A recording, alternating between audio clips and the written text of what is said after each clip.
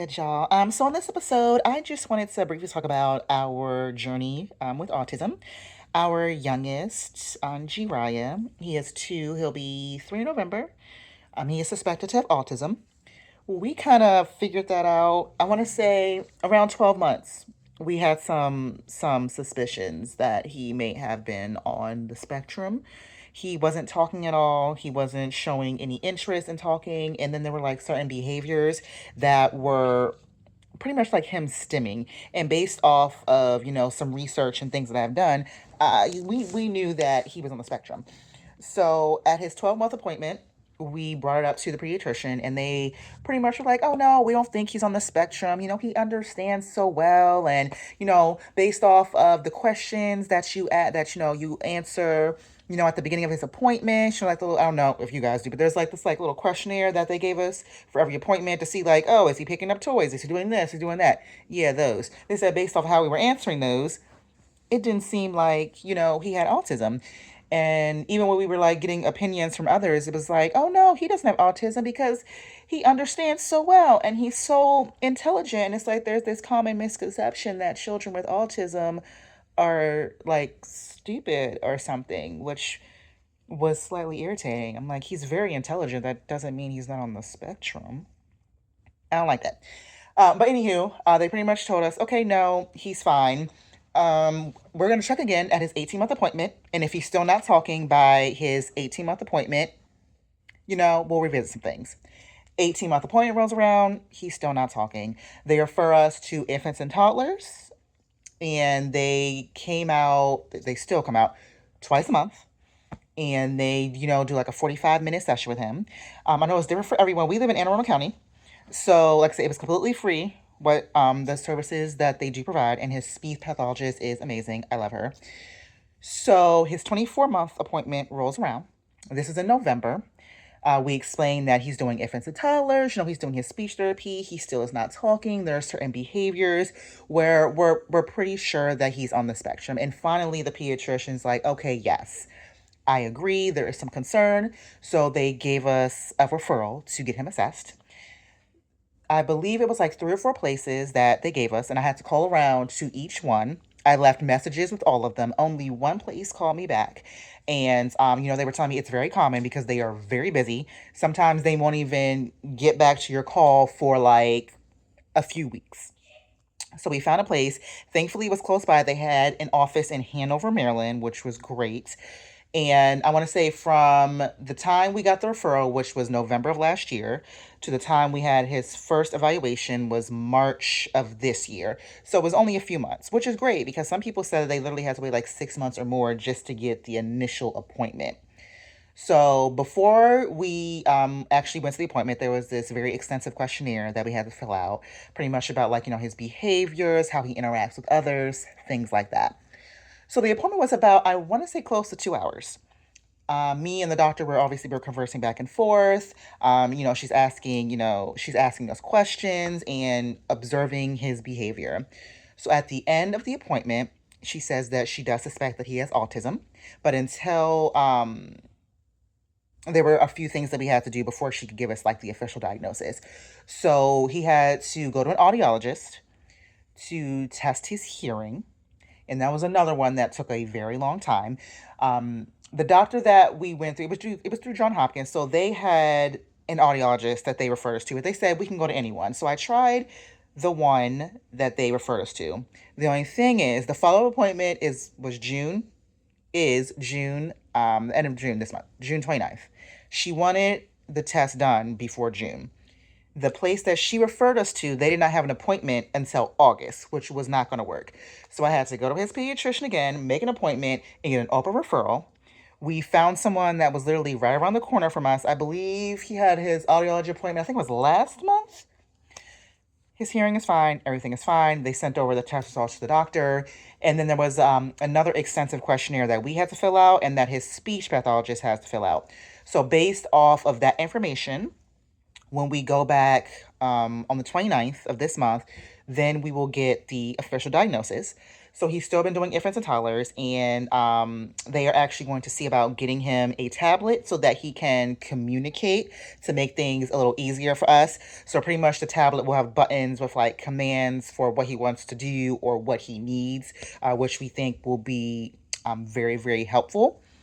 Honestly, one of the most stressful parts is that he's nonverbal, so it's pretty much like having an infant. So we have to guess and pay very close attention to his mannerisms and his behaviors to know when he wants something. Like if he's in pain or things like that, we pretty much have to guess, and that has to be like the hardest part because there are some times where he's very frustrated and he's whining and he's crying, and there are some days where we literally don't know like what he wants. Like there are some days where literally it takes him 2 hours to calm down. Like he'll just be in a mood, and we don't know why. He only eats certain foods, which is also slightly frustrating. And sometimes I feel like a terrible parent because I'm like, the only thing he had for dinner today was mangoes and apples. And I'm like, he ate. He's so finicky. He loves mac and cheese, but even sometimes then he's like, I don't want mac and cheese because I had it too much. He doesn't really like meat. Sometimes he'll eat chicken. We give him Salisbury steak. He'll eat that. He really won't eat any other meat that we give him. One day he eat it, the next day he won't. He's very weird with textures. It's very very difficult sometimes. Very very difficult. Thankfully, our apartment is over top of a laundry room, so he can run back and forth and get all of his energy out. Because when I tell you that this boy will just go and go and go and go, the energy is, oh Lord, it is a lot. It is a lot. So June 29th is when we will get the official diagnosis. Another good tool that we had, it was actually this program that I did. Um, you know what? Honestly, I cannot remember the name. I think it was called Parents Place or something like that. But I think it was like a 4-week class that we took. And everyone in the class, has children with special needs. And they taught us how to advocate for our child. They taught us about the laws and everything concerning, special education. They went over like IEPs for school and how to understand it.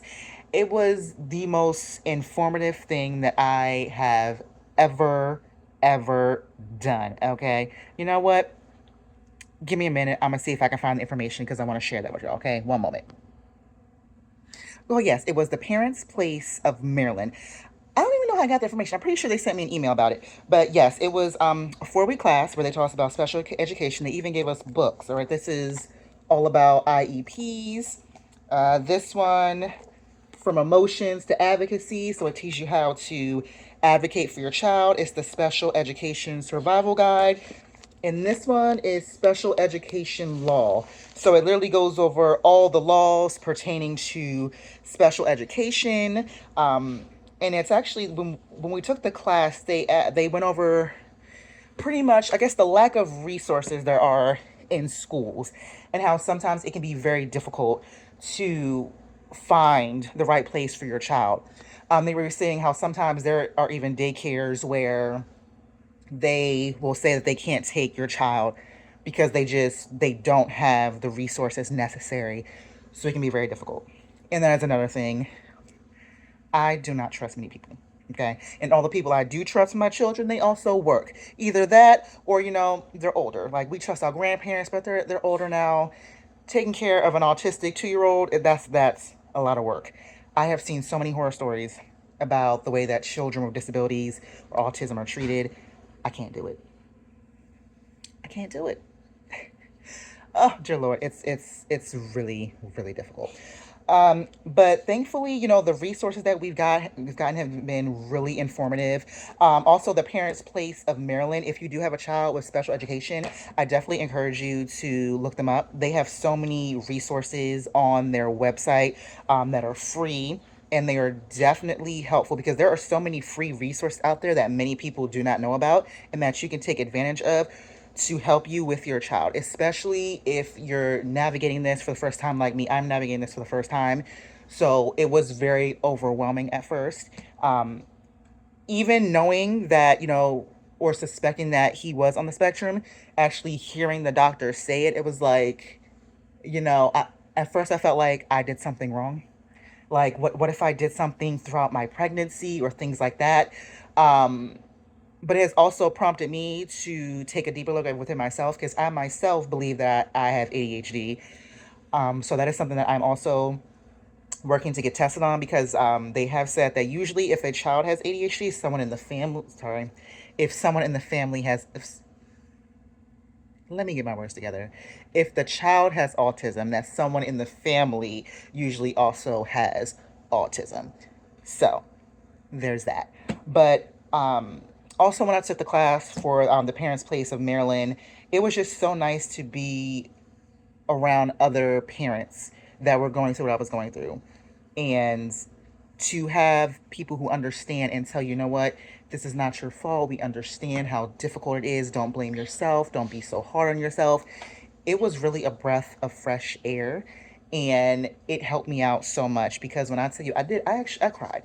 I cried a little bit because everyone wants their child to have, a normal life. They want them to go to school and have friends and be successful. And sometimes you're worried that, this is going to be a roadblock for them. Like, is this going to stop them from having the life that you want them to have? So it can be rough sometimes, but we're gonna get through it. We have a village.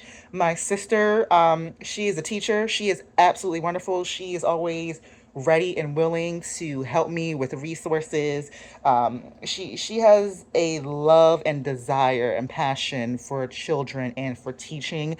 So having her in my corner is so helpful. Having our family in our corner is so helpful. And actually through this I learned that there are actually people in my family who also have children with autism. So it's like I'm not alone. And there are other people who are going through this with me as well. So we will see on June 29th what the official diagnosis is because it is a spectrum. There are levels to it, so we will figure that out. And once we do, I will update you with part two and I will keep you updated on the journey because I know that there are many people who are going through this right now and they don't know the steps to take. They don't know how long it's going to take. And so having someone that's going through that process, it can be very helpful so that, you can know how to navigate that as well. Okay, but I just wanted to share that little tidbit for today. I appreciate the love and support. Thank you for watching. Make sure that you like, share, subscribe, all that good stuff, because I greatly appreciate it. Until next time, peace, love, and happiness, y'all.